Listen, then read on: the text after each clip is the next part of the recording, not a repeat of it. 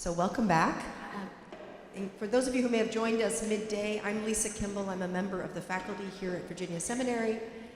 I'm the Associate Dean for Lifelong Learning, and I have the privilege of moderating our response panel.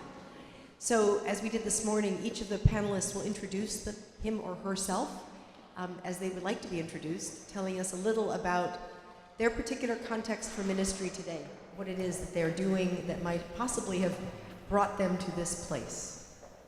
Father Harmon. Thank you.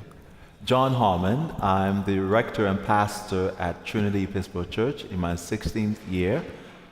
We have about 20 or so ethnic groups there, countries represented, and we do our best to reach them in meaningful ways in our liturgical life.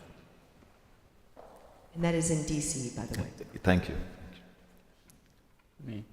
I'm Javier Garcia. I'm working at the Ascension in Gaithersburg.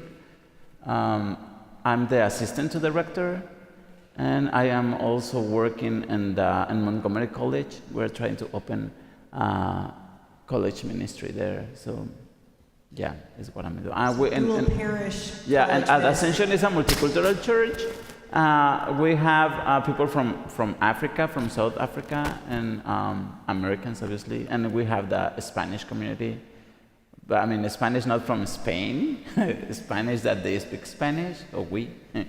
And yeah, we have many people from Latin America, I think it's 7 different countries, and another people from Africa that I think is other 6 countries, right? 22. Yeah.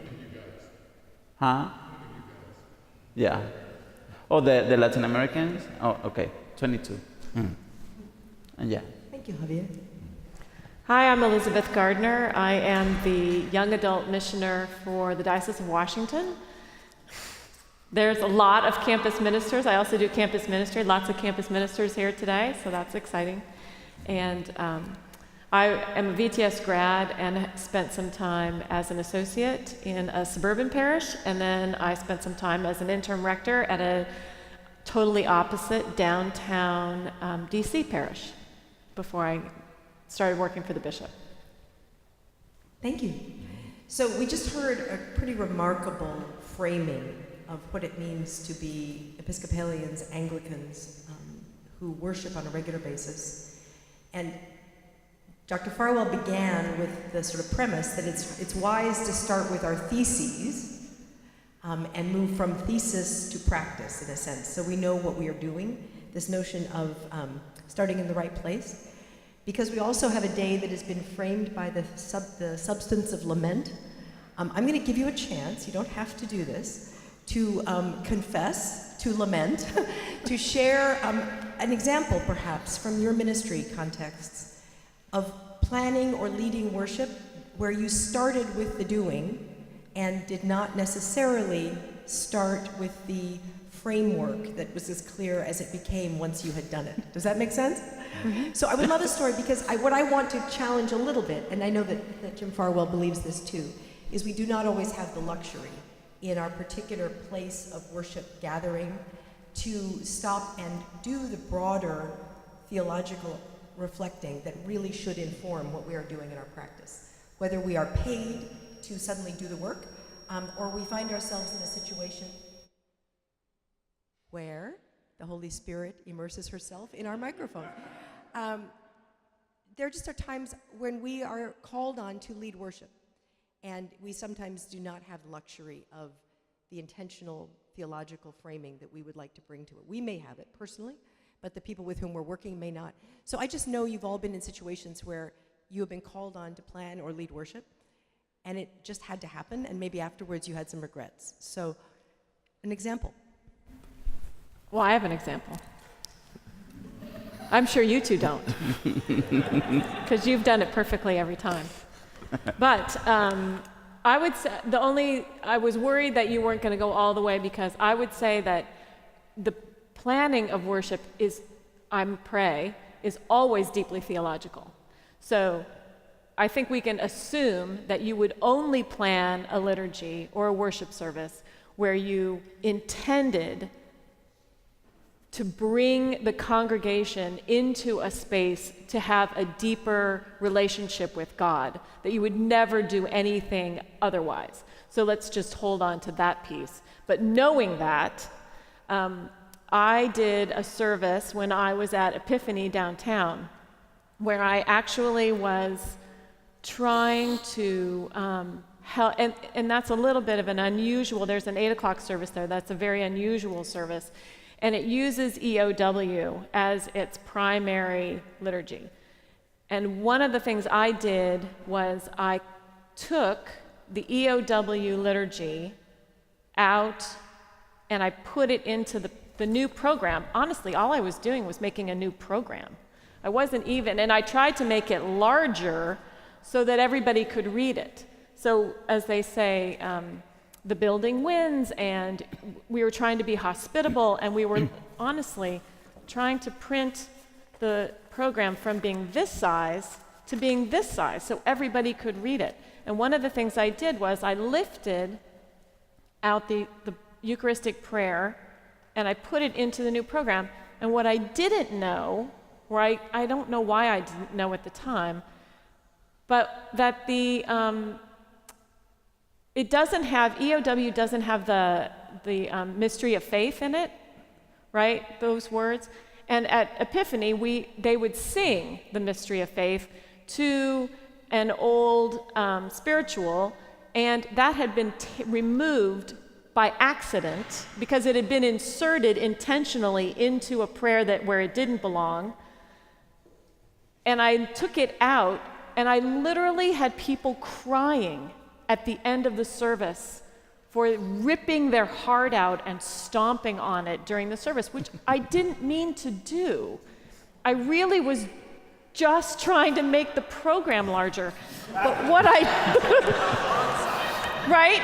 So everyone could see, and I was kind of working quickly, and I lifted this out. And so what happened was, I had taken very special sacred words that meant something deeply to this community, and really to a community that you wouldn't imagine really loved those words. They don't fit the words that we were actually saying, but they were weeping with tears about how, and I was standing in the back observing the service.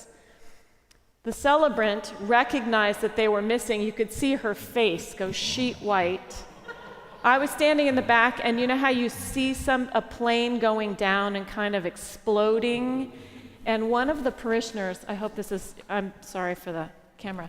One of the parishioners was standing, and I was standing back by the door kind of watching all of this happen, and she went like this.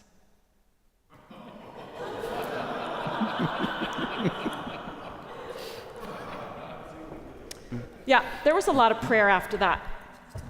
So yes, I have had that experience in context, really trying as a liturgist and as a leader and as a theologian to love a community more.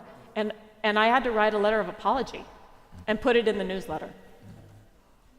Thank you. I didn't have to, I did write a letter of apology. Well, thank you for being many levels of that, confessional, honest, and so forth. I do want to just point out one of the paradoxical pieces that Jim was talking about is that notion of the purpose of liturgy, that liturgy is in fact both, it's the telos, I mean it's in itself the end, it is the point. So even that great intention that you articulated beautifully, which is we would want all liturgy to, fill in the blank, in your case, bring people into closer relationship with God, is that nudgy, difficult thing, right? If we've decided for people what this is about. I love that we are about that, but it's that fragile human frailty that do we really trust it can be unto itself? If we don't quite, I love that outcome. That's a great one to choose. The other thing I would say that was helpful for me in what Jim said in response to your good story is he used the phrase consenting to on many occasions.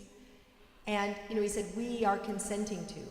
I think one of the things that was raised for me, and perhaps for you, Elizabeth, in that response, is how do we invite the assembly, those people with whom we will be worshiping this liturgy, experiencing this liturgy together that we have planned, how do we actually invite them to consent to that which we are offering to God.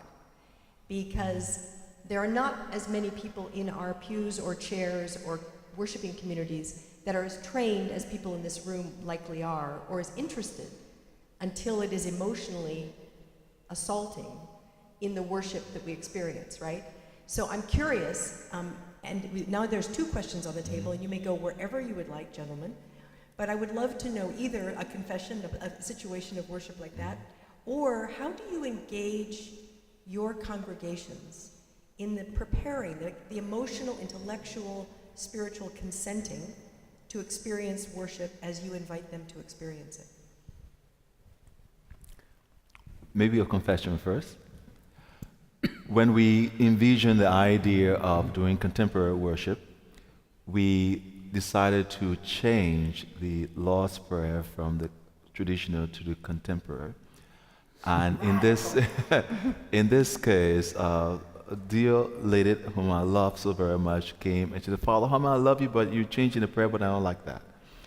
And it came a great moment to actually say to her that the prayer used was actually out of the prayer book. But what we have come to realize is that so many of us have grown up in the church that we aren't paying attention to the prayer book because we have gotten accustomed to hearing these words so often that when a shift happens, it actually takes us off course. And it was a teaching moment for both of us, but also an opportunity to build relationship with her.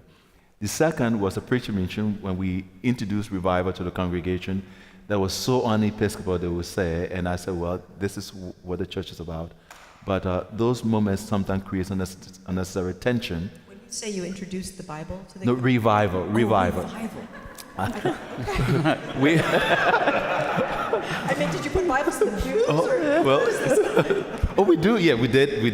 That's also rather un-Episcopal. We do have Bibles in the pew, but the idea of actually introducing what we call the preacher mission revival, some felt that it was so un-Anglican that some didn't want to come to that. But often our opportunity to invite people to that context, that space, can be quite rewarding and refreshing. Javier. I have two stories that I would like to share with you guys. The first one is just to put everything in context. I'm from Mexico City, and my bishop was my liturgy teacher. So, with that said, I needed to follow the liturgy like God commands, right? So I knew since the beginning at the end what we need, what I should do, and everything was perfect according to me.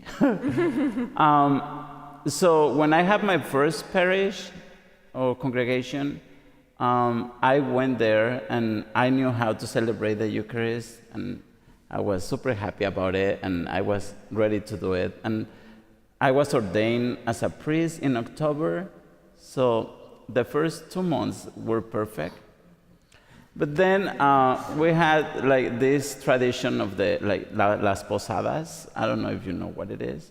It's like a Christmas tradition, Advent tradition, where we go house to house with the peregrinos, with Joseph and Mary, and with on the burro, and we are singing on the street, and it's super fun. So I never did posadas before because my dad is also a priest, but we always were low church, so we didn't do all these things because we call them Roman Catholic thingies.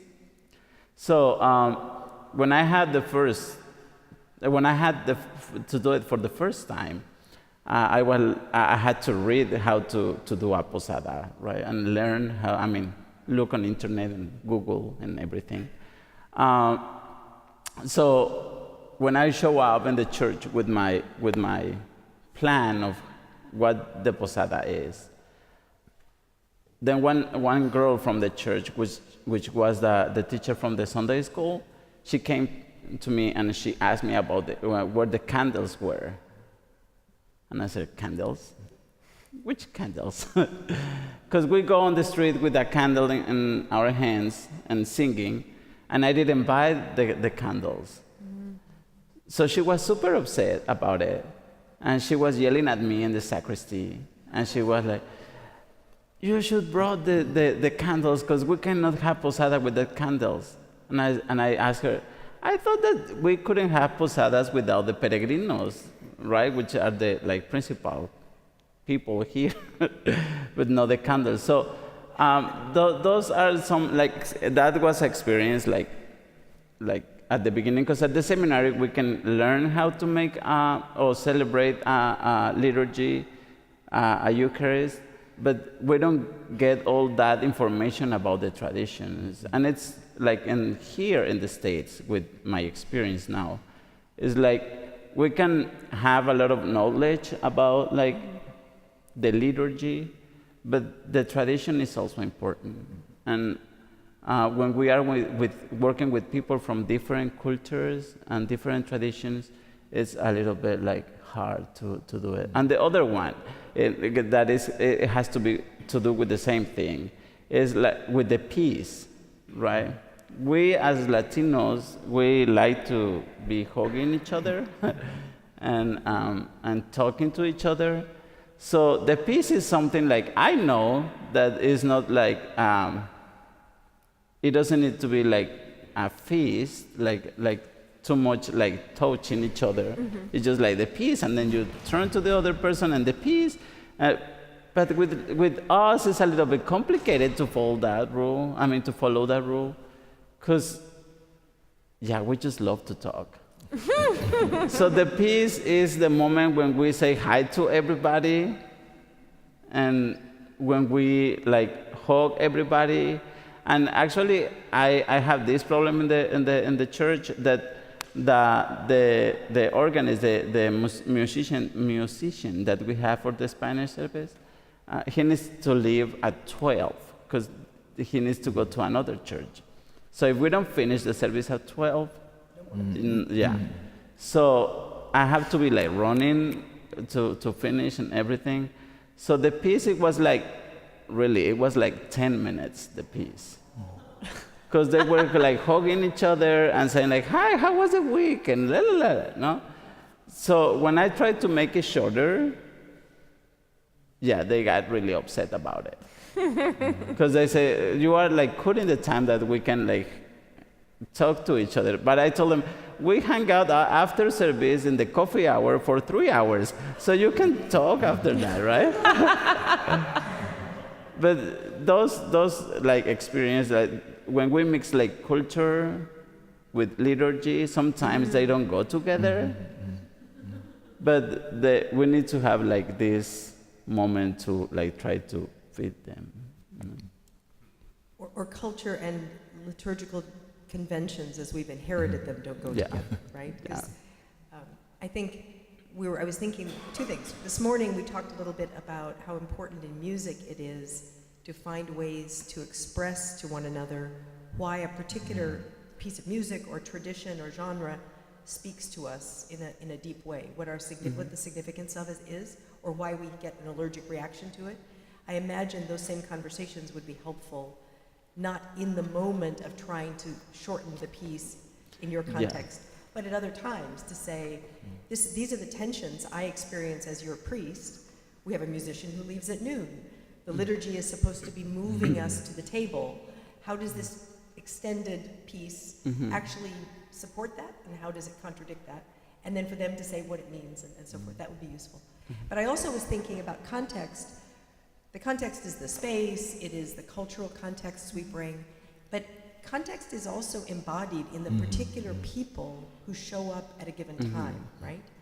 So there's this dilemma around this notion of planning again, that we can think we know our congregation well, or we can think we know our congregation well and we know that 45 people will show up, and then guess what? There's a bus strike, or there's a football game that you didn't know was on TV, or something, right? And 10 people show up. Or the 10 people show up and they bring guests for the first time. That's that issue then of how do you, as liturgical leaders, how do you finesse? I don't know what the right word is. How do you adjust when you have planned well? You've planned prayerfully, you've planned intentionally, but the assembly that gathers is far off what you anticipated. Do you just go ahead with the plan, or do you in some way adapt? Adaptation. I will suggest an experience that we've had at 8 o'clock when we had a preacher who preached so very long, and that was moving to the adult forum, and I found myself at the table trying to rush the service. And then something felt very strange about that. And I just stopped. And the interesting thing about it, the lay person who was at the altar with me just said, slow down. So oftentimes we find ourselves being actually encouraged or lifted up by the folks who are working with us. So it felt awkward, trying to rush on the time. And she just said, slow down, it's okay. And I should say her name, Donna. It was just, for me, an affirmation of what I felt called to. She was affirming what I was feeling by saying, slow down, it's okay. And those things happen in terms of trying to get done at a particular time and the need to actually be meaningful. In my case, it's like every Sunday I have I'm talking about, because we have 6 services every Sunday.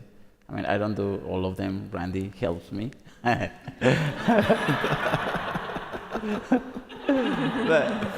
he's my boss. You're on the stage. Yeah, You have all the but we have the time.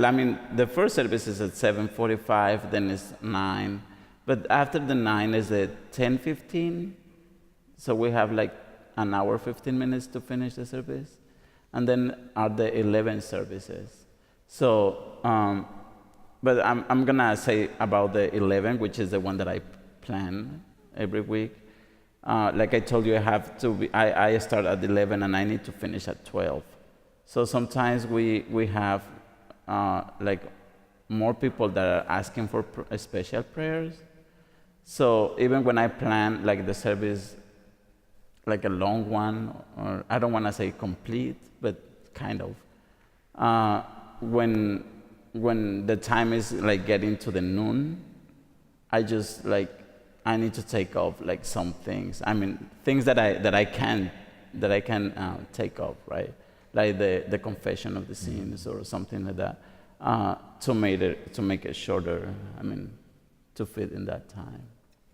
So time is one of the presenting forces that invites you as the presider, perhaps, to have to, in the moment, be sort of wrestling with that which is the intention of our gathering, the sort of the ordo itself, and the practical limitations of sort of our human experience. Yeah. But, Well, I would just say, so I was at a parish where the rector was very clear that you didn't deviate.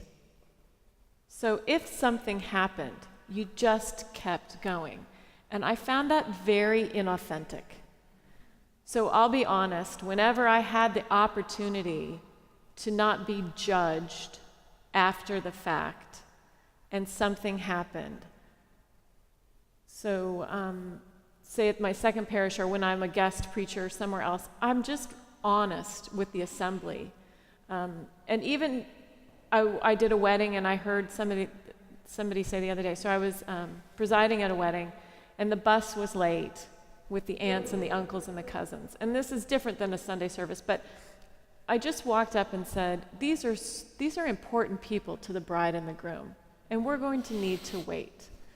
Or we have just acknowledging the room. I think people notice, and I think they appreciate your honesty, where you say, we have more people here today than we were planning. If you'll give me a minute, I'm going to go get some additional things, and then we'll be ready to start. As long as you are slow and reverent, everything comes across as being honest and real. And I think people would more appreciate exactly what Dr. Farwell was saying about process and about being yourself. And it's all there, but if we are true to ourselves and to the people in the room and honest with them, I think the response back from them is gratitude, and they would rather be there maybe a little bit longer, but to have a worship experience that they appreciated. Certainly as a layperson, I appreciate that response. I'm guessing my liturgist friends would be concerned about when we offer that kind of commentary, right? So it's at a wedding when the bus hasn't arrived, it's natural to step up in front of the gathered people. It's a form of hospitality. It's a gesture of inviting people into the space and a relationship with you, the officiant. I know some people feel their experience of liturgy is interrupted is when we as officiants or as celebrants are sort of commenting on the liturgy itself as we're living through it.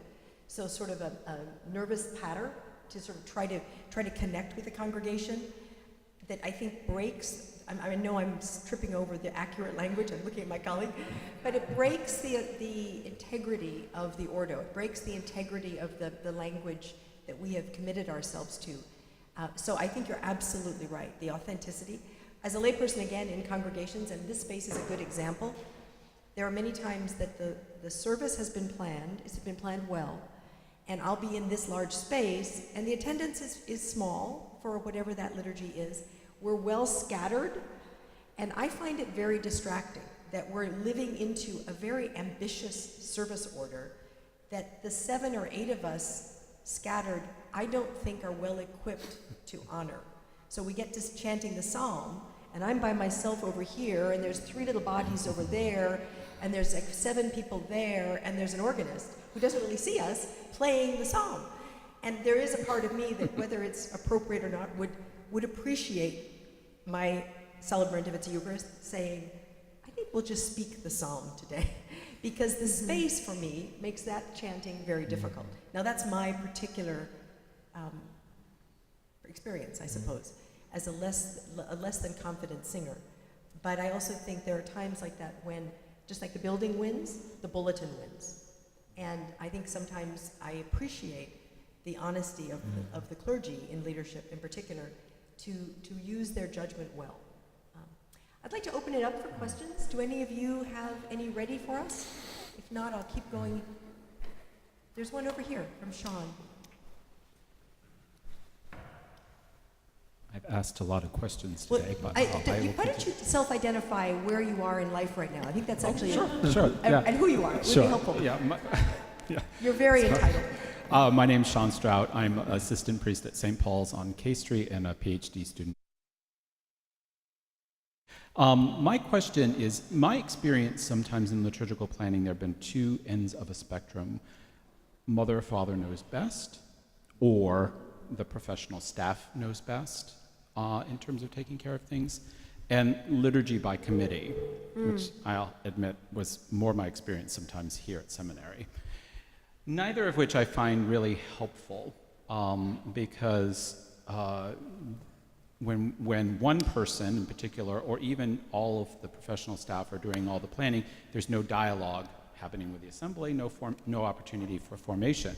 But when it's liturgy by committee, it can be really scattered. So I wondered if you had any experiences where you found that happy medium, where you were able to engage the assembly in planning or formation or having some kind of feedback with them in a real concrete way. And if you did, how did you do that in the realities of parish ministry? So I would say,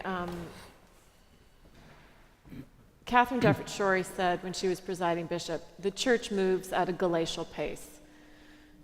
Knowing that, I think engaging the parish in conversation about that, assuming that you don't have a father, mother knows best where you're able to open that up, and do it through education. Dr. Farwell is going to engage a parish in education, a thoughtful education about their liturgy coming up. And my experience is when you are able to do that, so where I was the interim rector, we did an instructed Eucharist over the 6 weeks of Lent. We broke up the word into 2 sections. So we did the gathering and then responding to the word. And then we had another 2 weeks where we did the table, coming to the table and then being and leaving the table. And then we did music and the sermon and things like that. So we used 6 weeks, though, to engage the congregation in conversation around the liturgy, because I don't feel as if people are able to articulate what they want until they know what it is that's available in the first place. So I found that very helpful. Dr. Wade, Frank Wade, suggested also teaching the prayer book, preaching the prayer book. So take Lent and do an instructed burial 1 week, an instructed wedding another week during the weeks of Lent, and using that time, maybe it's Advent, maybe it's Lent, times that we set apart in our liturgical calendar for deepening ourselves and our relationship with God, and finding ways to walk into those conversations, and then from there having that bubble up. I think there are parishes in Washington that write the service whole cloth every Sunday. For some, that's exciting, and for some, that's jarring. And so, but the point I think would be to do your part as a parish priest to educate your congregation before you walked into any kind of liturgical change, but always with the goal. So I'm a big Tom Berlin fan, and he's a Methodist pastor out in Herndon. But he says the 2 most important words in the Bible are "so that." I think if you hang on to the "so that," you're not doing something just to do it. You're doing it so that you can deepen the congregation's relationship with God in this worship space. I mean, I'm hoping that's why you're there for liturgy. So having that "so that" underlying everything you're doing, I think is helpful. I don't know, gentlemen? How is worship planned? Yeah. I think Sean's question actually makes clear the point that the liturgy doesn't begin on a Sunday morning. The idea is that we live into community. If liturgy is the work of the people or the meaning of the people in participation with God, it means simply that we have the task to paint a vision of God or to draw forth a vision of God that can allow the community to experience the holy. In so doing, the way we gather before and after worship, or the continuing of the community itself, is liturgical. And that order, or the service, as we know, the order just actually become the form by which we are able to connect with each other. Because when we come into that particular moment, all of us have an understanding of what should come before and what follows.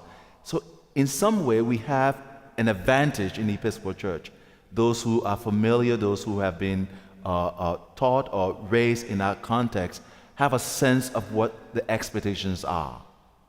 So it makes it easy for the celebrant or the worship leader. But what becomes important is how the leader or the celebrant or the presider relates to the community, the authenticity. Do I want to be here? That's important. Is there something else that is drawing me from this community in this moment? And I think that is felt within the context of the community as well. So it is not just how the liturgy is planned, absent the people. We have to think about how we relate to them and how we can draw forth this vision of God that we all want to experience. That's helpful.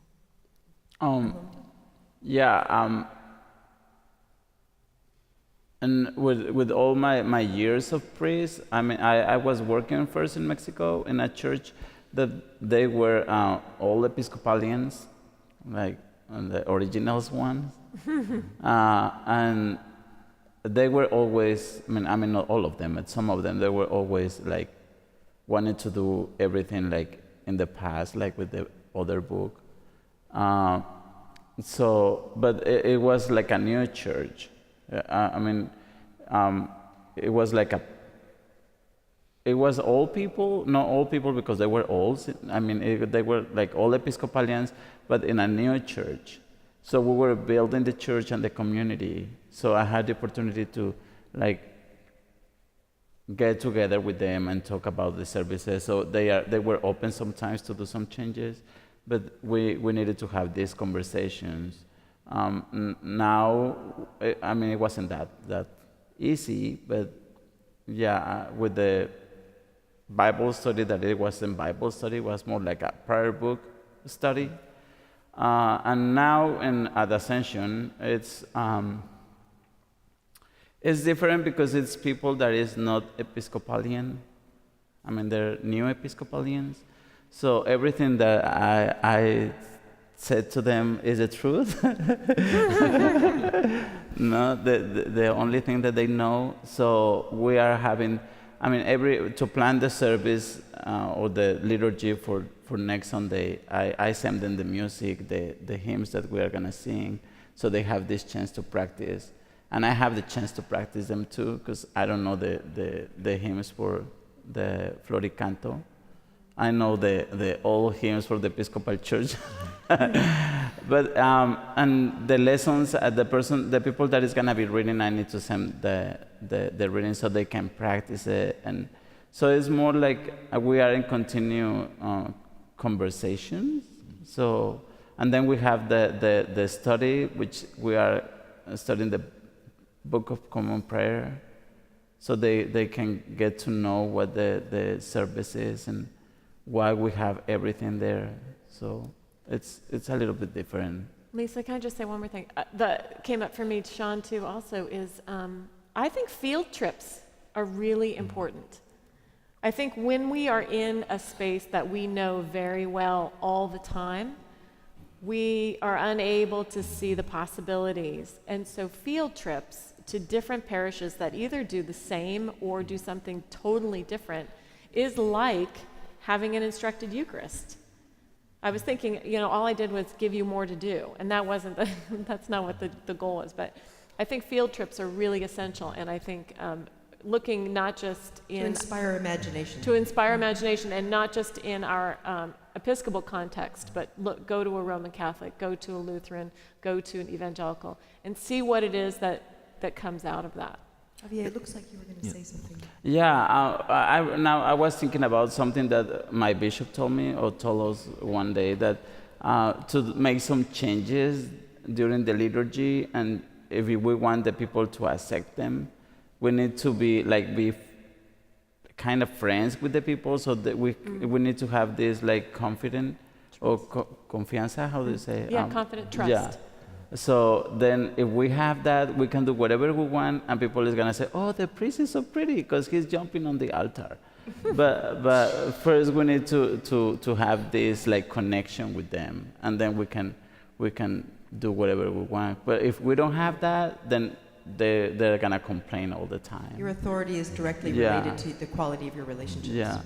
Father Ramiro. I like what Elizabeth said, because in our confirmation class, we require the confirmands to go to a Jewish synagogue, a mosque, an Orthodox church, and they can find any mainline Christian church, be a Baptist, and then, because we want to give them an opportunity to see what other folks are doing, and that has helped us to make the connection between our Jewish and Islamic brothers and sisters. One of the big questions that comes out is, why do the Muslims separate themselves? The men are here, and the women are there, and why do they stand together? And the line we give back to them is that in Islam, there's an understanding that no one stands alone in the spiritual context. And that's a wonderful thing to bring to our own Christian context as well, that we don't stand alone, we stand with God, or God is with us in that way. Yeah. Thank you. Mm-hmm. So this is your tip. We're going to have you come back up and say anything you want to say to close. But as he comes forward, this is the conference or day on missional voices. So it's interesting that we defaulted to congregational worship, because that is our base, right? Does anyone have a quick example of liturgical worship practices that he says all worship is missional, which it is, but that the context was particularly outside the envelope of traditional Sunday morning church building congregation that already knows the story of being Episcopalian. Anybody have an example of a worship environment where you have brought creative?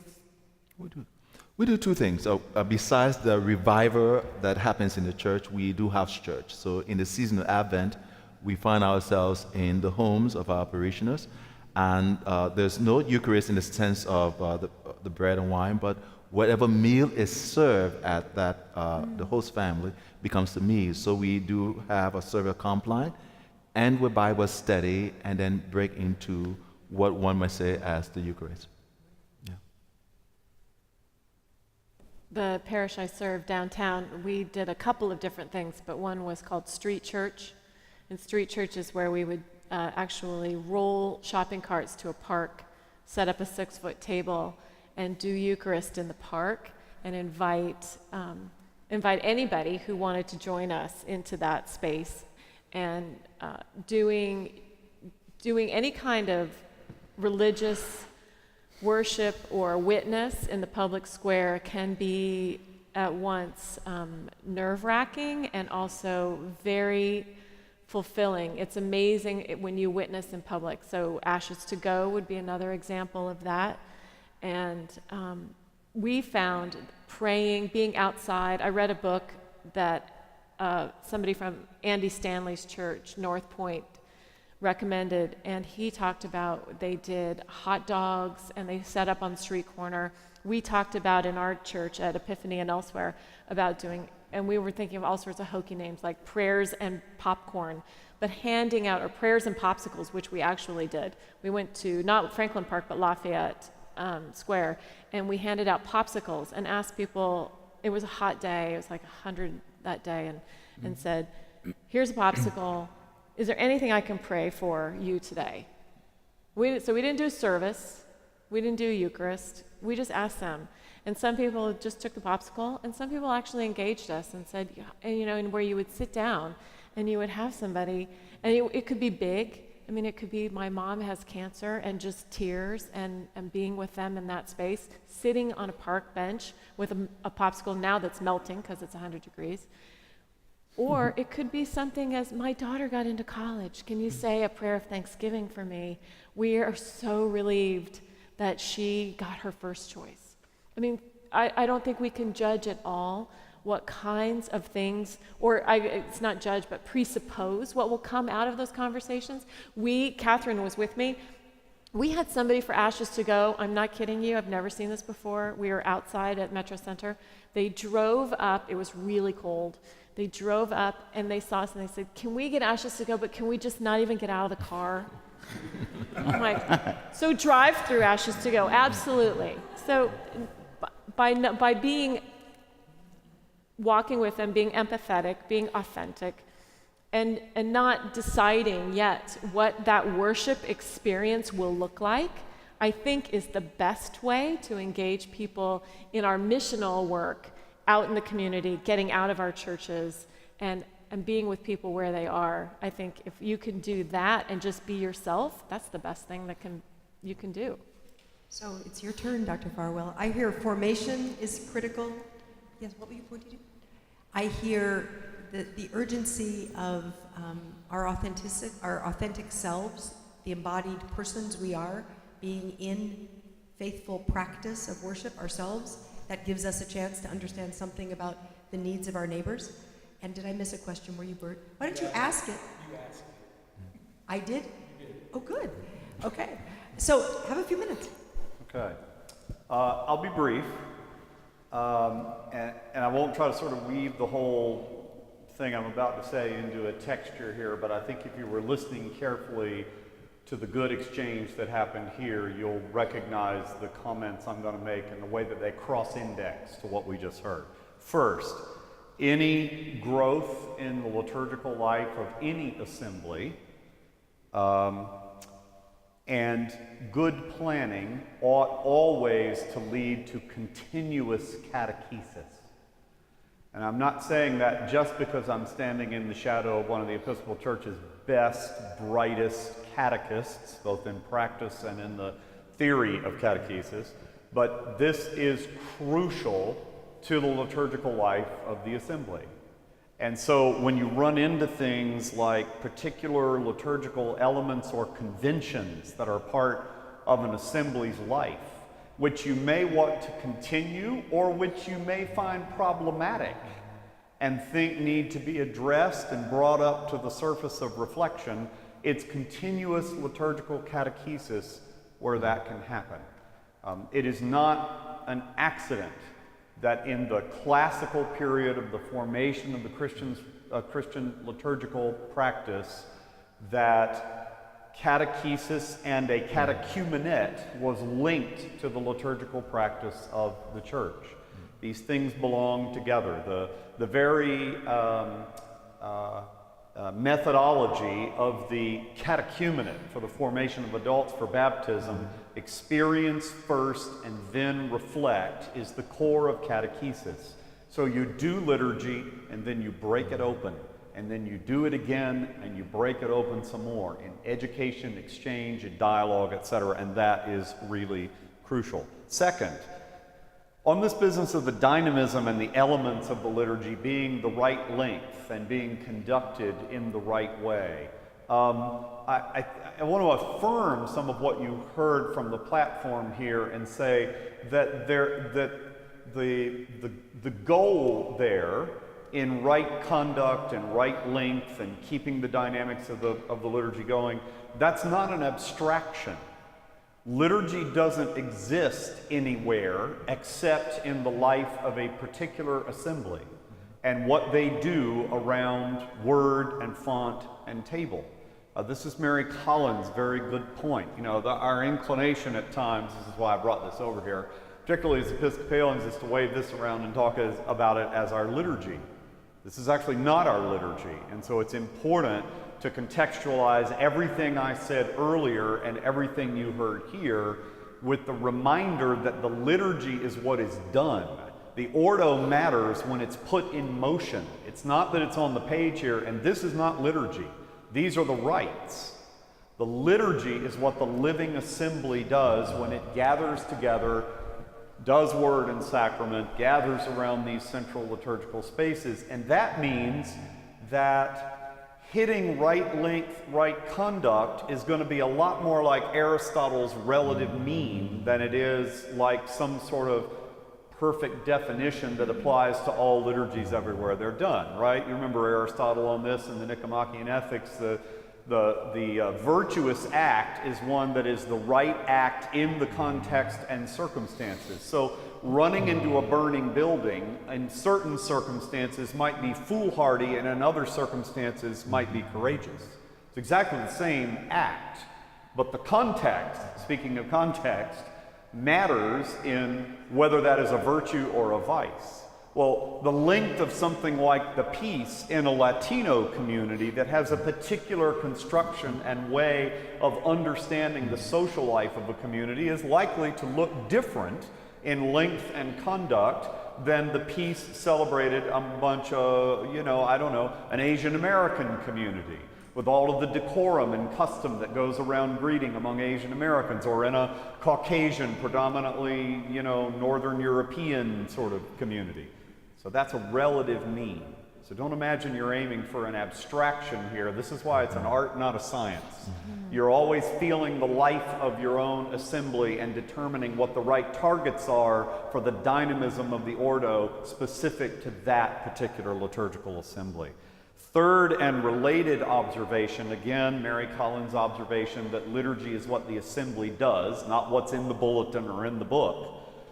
The presider presides, and sometimes the presider will need to adjust the way the liturgy is being led as it is unfolding, because the liturgy is the thing, not the rite or the bulletin, the thing that the assembly does, right? So I'm thinking of things like, 8 people, elaborate, beautiful liturgical bulletin, 12 pages long with everything but the kitchen sink in it, and 8 people show up and they're scattered all over the place. then preside. The presider has to know liturgical practice well enough to know how to make minute and sometimes significant adjustments in the midst of the assembly's meeting itself. How do you learn that? Practice, practice, practice, experience, more practice, and knowing the ordo so well that you breathe it in and out and know how to work with it in the moment just by feeling the dynamism of the assembly at that moment. So those three things sort of cross indexes to things that I heard on the platform, and with a conclusion capturing your reference in particular, the importance of honesty as part of the authenticity of a liturgical assembly. But I'm going to extend it farther than just the honesty that comes from sort of working with unexpected eventualities or changes or even mistakes that may occur in the liturgy itself. And that is, at the end of the day, if we think context matters, we have to hear Don Salyer's call in our ears here that authentic liturgy, in fact, liturgy at all, is only ever liturgy if it brings the whole range of the human ethos the whole range of the human pathos into the ethos of God. The liturgy is when the assembly brings within the doors and or the place of meeting, wherever that is, whoever they are, including those things that are occasion for lament.